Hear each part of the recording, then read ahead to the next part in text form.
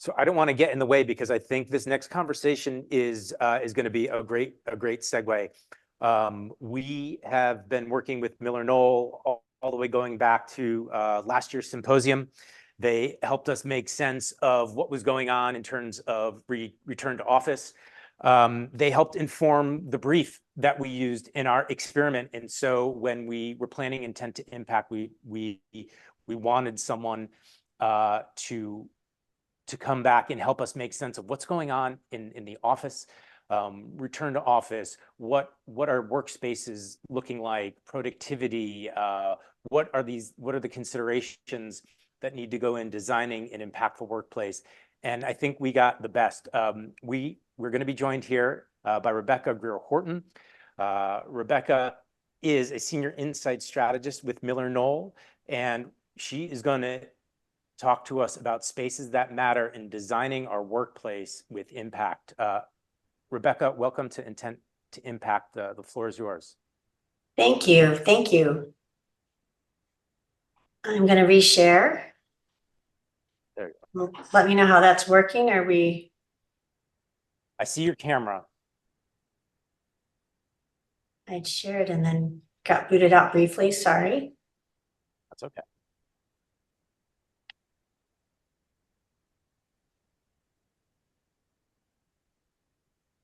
There it is. We see the slides now. All right, let's see. I'm trying though to see the notes. It is not letting me see the notes. I had it just a moment ago before I got kicked out by my own face. I am Rebecca Greier Horton. I am with MillerKnoll. We're a collection of brands, interiors. We focus on where you live, work, heal, and where you are educated. I'm trying to see. Sorry, having a technical difficulty here. It's not allowing me to see my notes. So we'll just go ahead.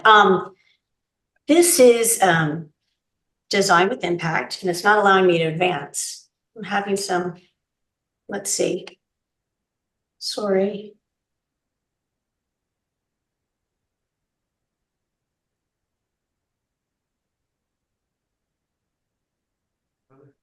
This is Design with Impact, Rebecca Greier Horton. Sorry about that. And what I'm here to talk about with you today is to share with you, I'm in the Research and Insights group. We were about a 30-person group, global group across MillerKnoll, and we dove in during the time. And I love Meg's recent talk, and we dove in during this time of turmoil. And I cannot believe that March is going to be 4 years since we were told, hey, yeah, you're going to go home for a couple of weeks. So, you can maybe take an office chair, but, you'll be back shortly. And so, 4 years later, we're looking at how things have evolved. And from 4 years ago, MillerKnoll's research group, really quickly dove in to say, okay, the genie's out of the bottle.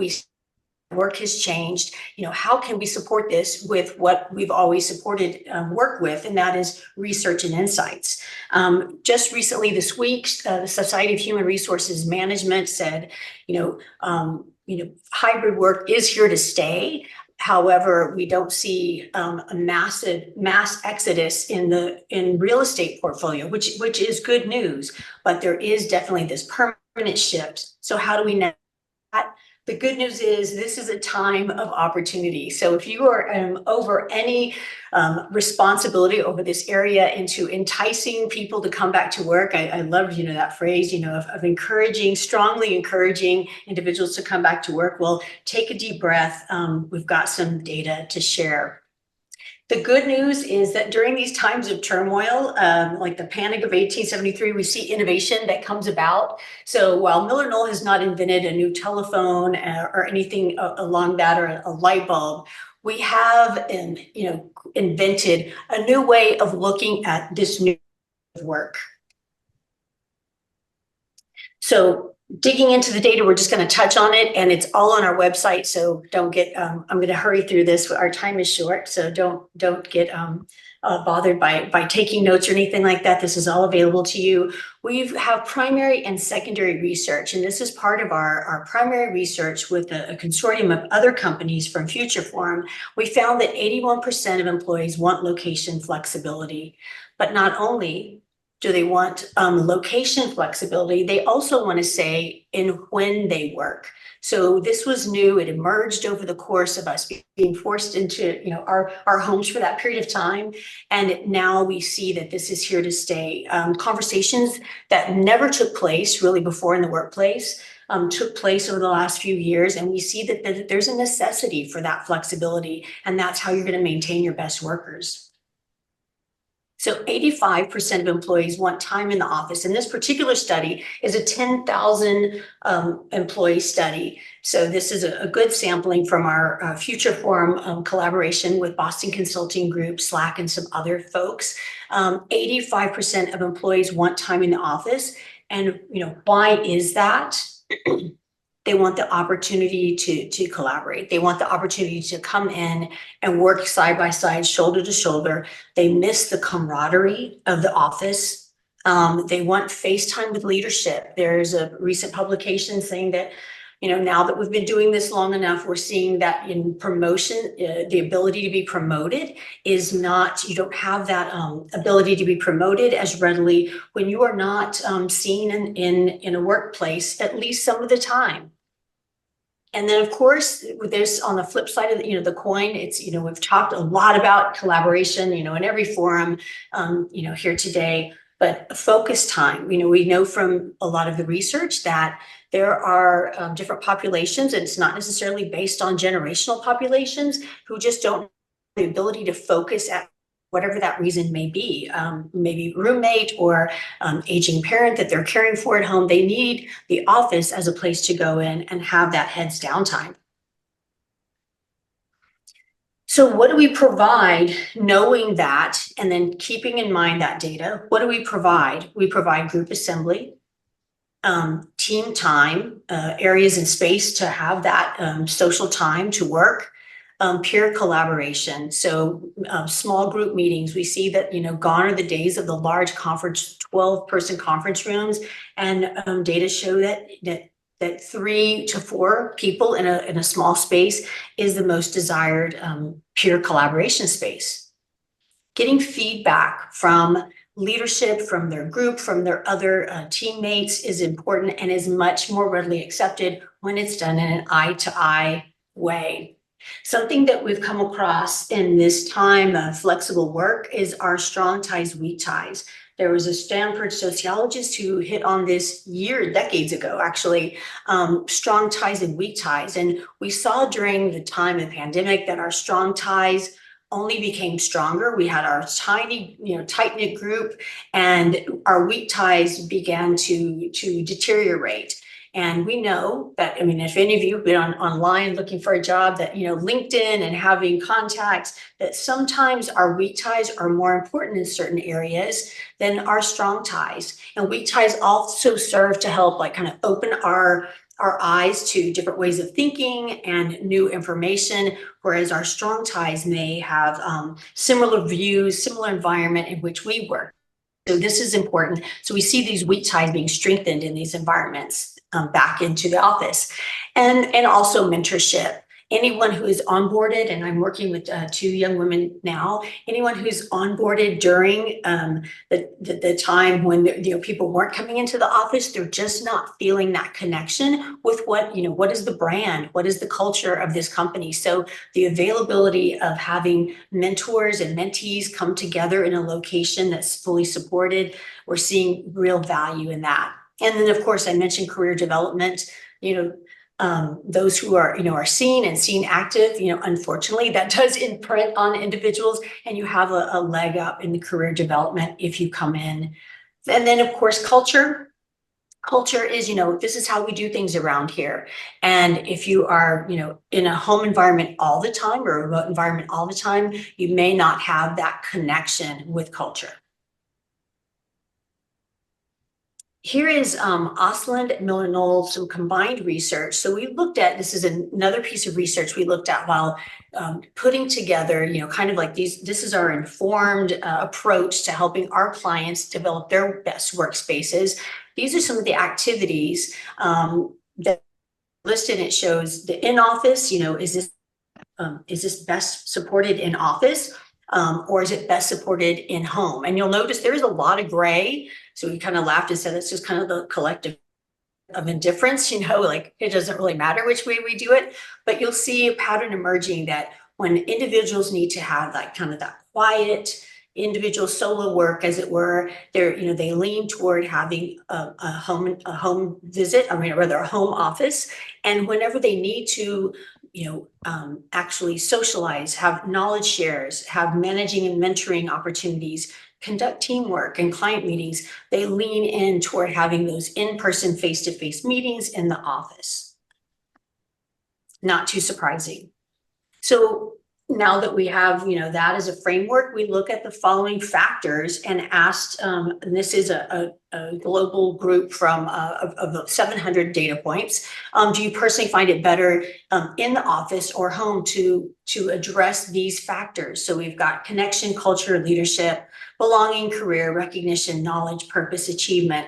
And most of these things are best supported, having that sense of purpose in the office. The only, clear environmental, you're being able to control your surroundings fully, that, is favored heavily in the home environment. But for the most part, we see that things are highly supported in office. Then finally, another piece of data before we dive into these buckets, the MillerKnoll Global Workplace Assessment very much mimicked and mirrored, the future of work data, the other data I just showed you. But the one finding that we had that we thought was interesting that we'd share with you on this call, nearly 50% work for companies with fully in-office policies. So, that was surprising. This is a 9-country, 5,000, point research, and 50% work for companies with fully in-office policies. 37 work with hybrid policies, and they're spending approximately 2.4 days each week in the office. We have a lot of discussions, as I'm sure many of you do on the call, about what is it, that brings people into the office, what keeps them away from the office. And initially there was a lot of discussion about, well, certainly there is, our carbon footprint, there are benefits and drawbacks, we're seeing things shake out in that area, but the commute, what about the commute? How does that impact us? And surprisingly, and this is one of the things from this research I'll share, is that the number of days per week in the office, you'll see that it really is not highly impacted with the commute. So it's still shaking out at about 2.5 days, more or less, with even a longer commute. So that was a surprising finding for us. So what challenges, now that we've got this data, that we've had, different studies conducted and had, deep listening with our clients, where did things shake out? We saw, and this, the bubbles that are on this screen, the talent development. These are things that bubble to the surface. Everyone, how do we optimize real estate? What about our culture? And, how about distributed work? We've been doing this all along. How do we, tap into the lessons learned? And then, of course, how do we continue to foster engagement, drive inclusivity? And we saw that in this conversation, that 3 areas emerged. And those 3 areas are well-being, connection, and change. And I'll be very candid, when we first started down this path, all of this research, everything that we've learned with our clients, and having all of this shake out. And when it did, the data are the data. Well-being, connection, change, we're like, wow, this sounds eerily familiar to, to what we were talking about 5 years ago, 10 years ago, 20 years ago. But, the human brain hasn't, rewired much since we were hunters and gatherers. So it's not really surprising that humans crave these areas and that these areas are important to our clients. So with this knowledge and this foundation of research, we endeavored to have this new conversation, designing with impact. So sitting down with our clients to say, how are you going to entice employees back into the office, without a mandate, but rather, using more of a magnet, a space as a magnet to bring your folks back in. So the first area that we talked about was well-being. And some of the well-being strategies I'll share with you briefly. So holistic ergonomics, when we look at what is important to people, physical, social, cognitive well-being, that is the person as a whole. If anything we learned, during pandemic was that the whole person matters, bringing your whole self to work. So that is something that our clients are craving, those discussions, and they're implementing this in their design. Voice and choice. Certainly, employees want to be heard. And everyone likes to be able to have that purposeful variety in how they work. So we've learned, the lessons learned, benching, no, bad idea, too noisy, all private offices, everyone's siloed, necessarily work. But, what is next, best place to work? We're seeing a lot, and I think there's a session on this, derived from hospitality, enticing employees to come back to work by creating spaces where they do feel welcomed, where things, are cozy. It is better, than my home environment. So hospitality and that psychology of hospitality plays in heavily to designing these spaces. Respite and restore. There's so much, and every one of these, has so much data behind it, but there's so much new research that shows this is more important really than ever. As Gen Z enters the workplace, we've learned they are a very candid generation. They share very openly, and we found that 20% of Gen Z identify with being somewhere on the spectrum and having needs in that area. So having that area for individuals who are identifying as neurodiverse is critical to having a space where they feel safe and can do their best work. And then finally, biophilic design, and I just heard that was the last question in the last session. How are you bringing, the outdoors in for your employees? We know that it soothes your soul to have greenery, to be able to have nature views to the outside, just so much research supports the importance of biophilic design, and this still holds true. Connection. So this has been, in the past 4 years, we've learned how to Zoom. And, it's funny because I thought, I popped on and I go, I didn't do a tech check. I'm okay. I'm a pro at this. I've been doing this, like every day for how many years, but there's always going to be a glitch in connection.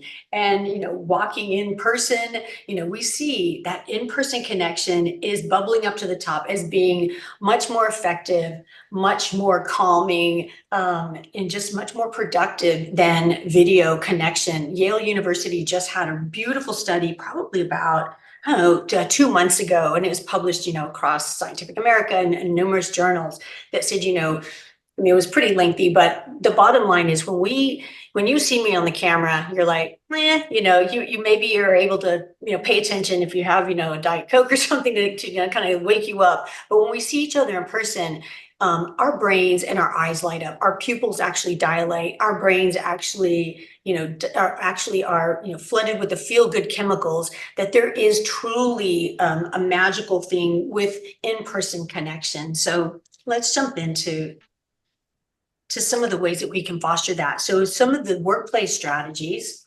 having this place for large group assemblies. I heard Meg say, Tuesday, Wednesday, Thursday. And our big question now is, wow, what are we going to do on Wednesday? So what about Wednesday? That's the big question. So when you're designing spaces, you're like, well, it seems like it's a ghost town in here, but what about Wednesday? Having large group assemblies, being creative on how you design for those. Neighborhoods, so bringing people in close together so that you have not necessarily bolted to one desk, but you have space where people gravitate toward people who are in these cohorts, so they know to look for their cohorts and they have that connection There's research that shows if you see someone, like if you're within 20 feet of them and you see them on a daily basis, you develop an affinity for that person. You have feelings about that person just by virtue of being in close proxemics. Impromptu connection places. So this is a beautiful example of just that, having circulatory space to where, you're not only getting to chat in your neighborhood with the individuals you're working on your project team, but you're able to circulate around and see other departments and have those serendipitous discussions. Having work on display, things that you're proud of, things that represent your brand. I remember I worked for years downtown Dallas at One Bell Plaza, and walking into that space that everything had to do with telecommunications, with data, and looking around and feeling that real connection, to my, personal work at that company. And connections to leadership. Research shows, having that FaceTime, those encounters with your leader is encouraging. It keeps, our brains are wired for a negativity bias, 5 times more negative than they are positive. So if we have that, connection with our leaders, that kind of squashes those negativity biases and keep us on track and make us feel together. And then having improved video spaces. Yes, hybrid flexible work is here to stay. Someone beaming in from another location. So it's important to have that equity of experience. Paul Zak said that human beings are neurologically wired. We are meant to be together. So this was decades ago that he made this statement. And I just love whenever science validates things that very wise people have said, and that we know in our gut. So really that Yale study is a good validation of just this.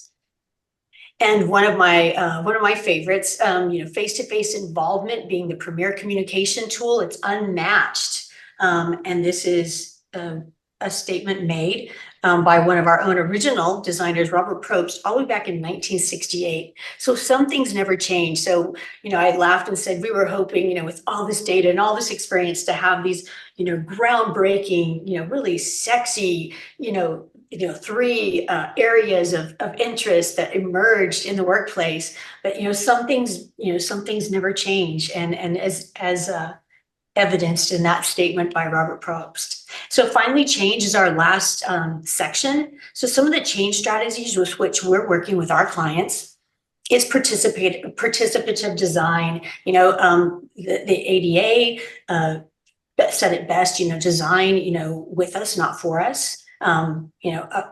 If don't about us, not without us, and piloting. I heard the mention of piloting in several of the sessions. The importance of getting that feedback so that the individuals who are actually using the space are involved in making the decisions, about that space. They feel ownership of that.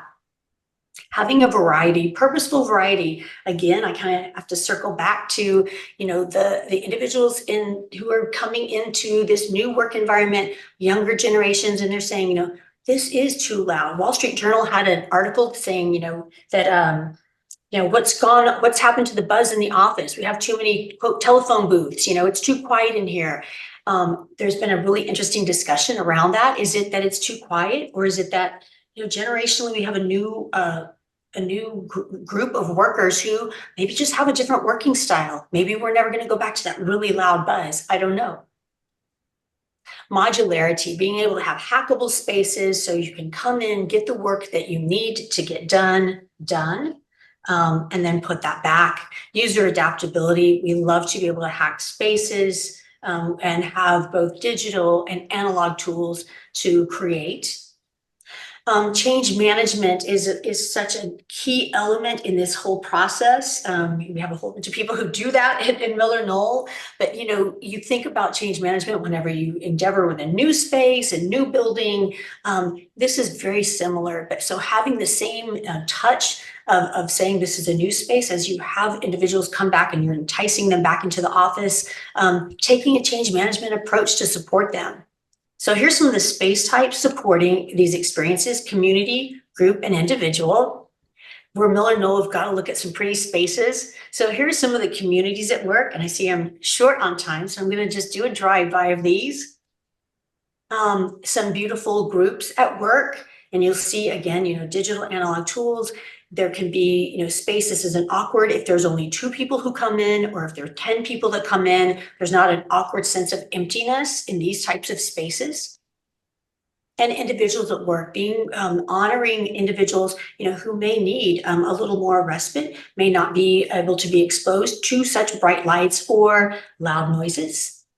And then, of course, very important, the home environment, fully supporting, going back to holistic ergonomics, treating that person as a whole and having, elements of biophilia, ergonomics, physical, social, and cognitive ergonomics. Because we are fundamentally human. We haven't changed. These are the things that we crave, supporting those things, in our environment. So let's ensure that offices become the preferred choice by offering greater value. So again, the 3 things: well-being, connection, and change. And in the long run, our founder, DJ Dupree, all businesses will be judged by their profits, not by their profits or their products, but by their impact on humanity. So with all of the research that we've conducted and the things that we're sharing with our clients, we're hoping to hold true to this chart of our founder, DJ Dupree, and really focus on the impact that we have on our clients and the humanity they have.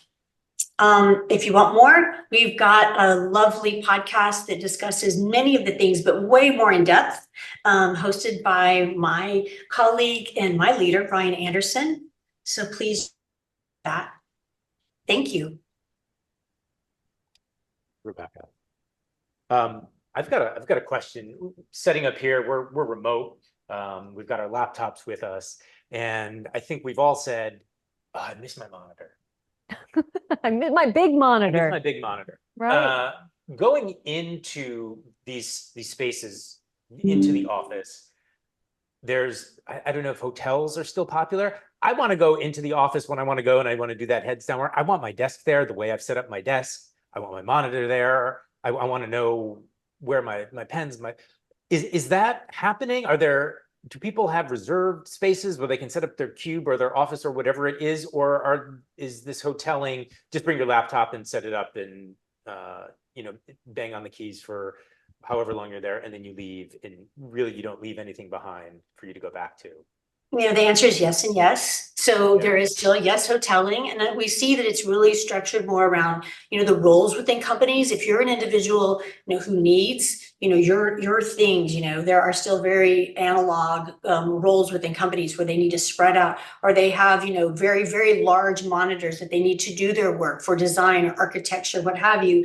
You may see those dedicated spaces for individuals who are, say, on sales, sales reps and people who, fly in and fly out for a quick meeting. They don't have the same needs. So really looking at the needs of the individual and examining that, and then designing, to meet those needs. That's what's going to really bring folks in, because if you're trying to put that round peg in a square hole, that's not going to work. So yes and yes. Private offices, yes.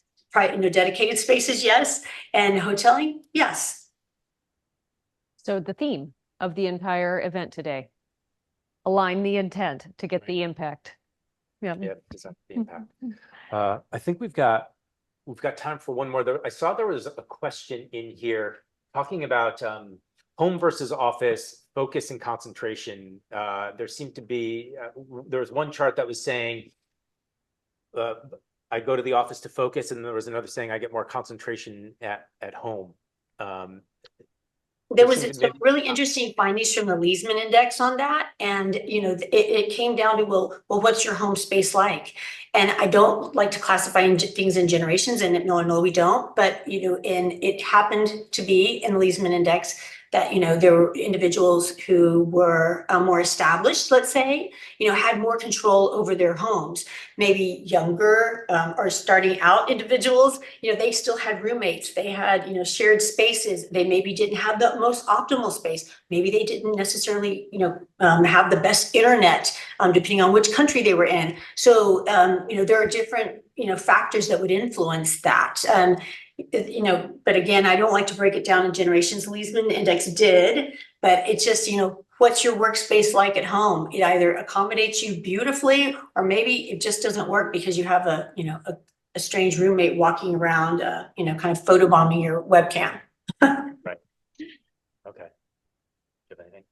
I am really looking forward to digging into that study more. Okay. Yeah, and understanding those categories and what they mean and all of those implications. I'm really so pleased that you shared that work with us. Fantastic. Thank you for having me. If you want to learn more, we've got the links in the chat. Click on those, listen to the podcast, download the studies. We're going to take a type 5 and come back and talk about creativity and look at some of the results from the experiment and just how creative were they. So we'll see you in 5.